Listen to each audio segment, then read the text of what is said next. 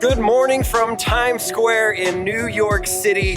I am here today to see something very, very cool. If you are an F1 sports fan, you know the Red Bull Racing team. Every single year, they are a top tier F1 team. And today is their kickoff press conference for the entire season. They're going to unveil their new car for the 2023 season. They're gonna have their drivers here. I'm gonna go to the press conference this morning, listen to what they have to say. There are some special announcements that I've heard some rumblings of. And if you are a race fan and you're from America, you know this is a big year. There is a race in Las Vegas, Nevada, which is just down the road from where I live. And I'm super excited to be going to this race. So Red Bull Racing, let's go see what 2023 surprises we're going to hear announced today. And by the way, it is 10 degrees out here today.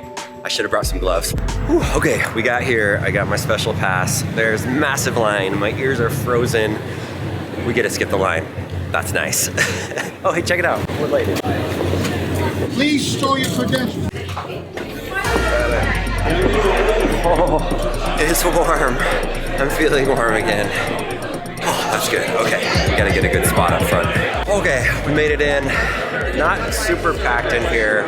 This should be a pretty good spot to see everything. Hopefully I get to go a little bit closer to the car. We'll see. Hello everyone, we are live here in New York City. Oracle Red Bull Racing is here today to launch their 2023 season and give you, the fans, an up-close and personal look at the RB19. CEO of Oracle Red Bull Racing, Christian. Great to see you, brother. Good morning. Congratulations.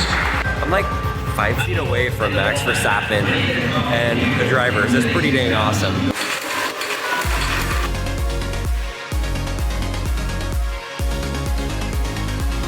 What an unbelievable show so far. We've already covered so much. Ladies and gentlemen, welcome now the president and CEO of Ford Motor Company, Jim Farley. This is huge news.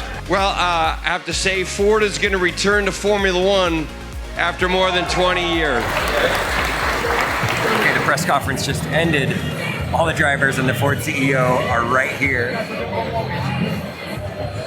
And I kind of went under the ropes. I want to get up to that car and see the car.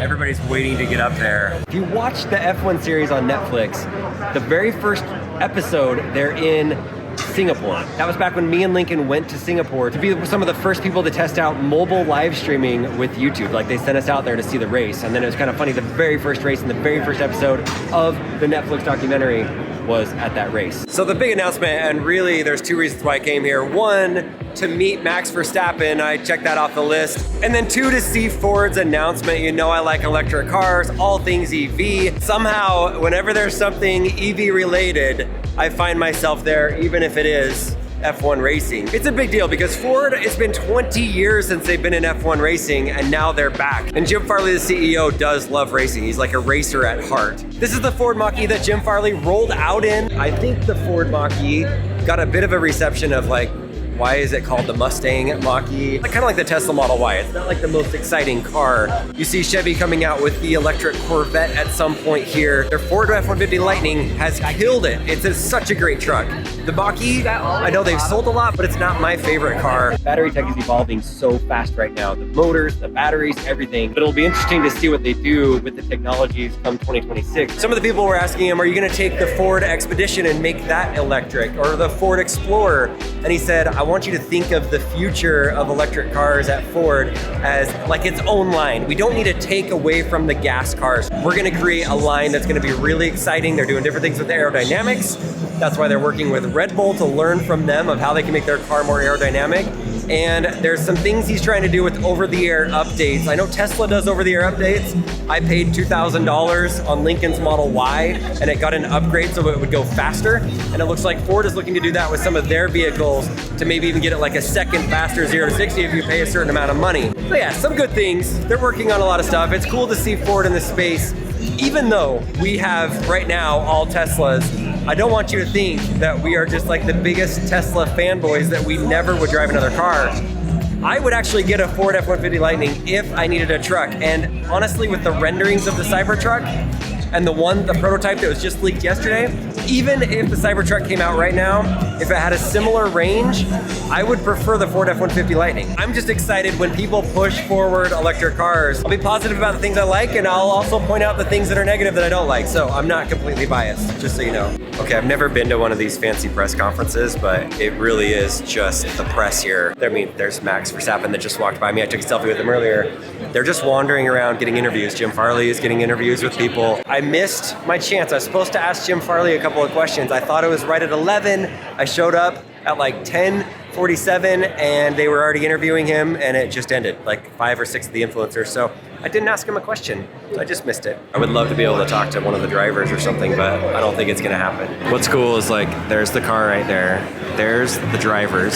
That's Max Verstappen getting interviewed by ESPN right now.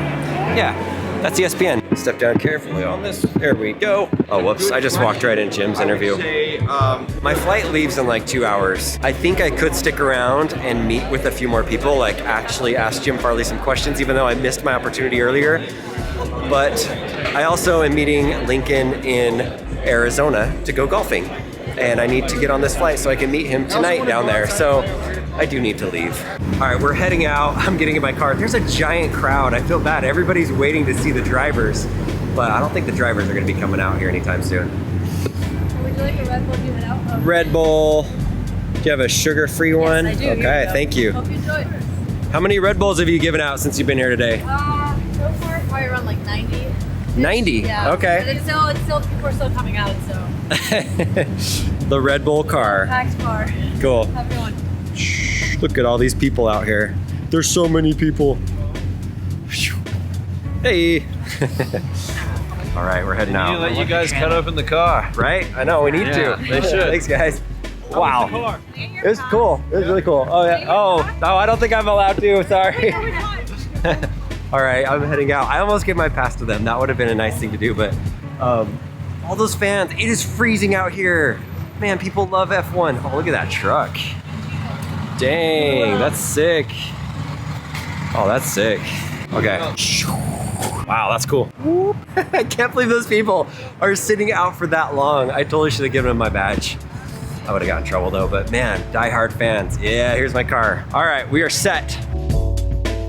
I thought our home was cold this last week. It got below freezing, but I can't do winter anymore. I'm such a wuss. All right, airport. Made it to the airport. I actually have time to sit in the Sky Lounge, which is great. So I can upload this footage, get this video uploaded, but hopefully you liked my day in New York. It was a super fast trip. I have to get to Las Vegas and see the race.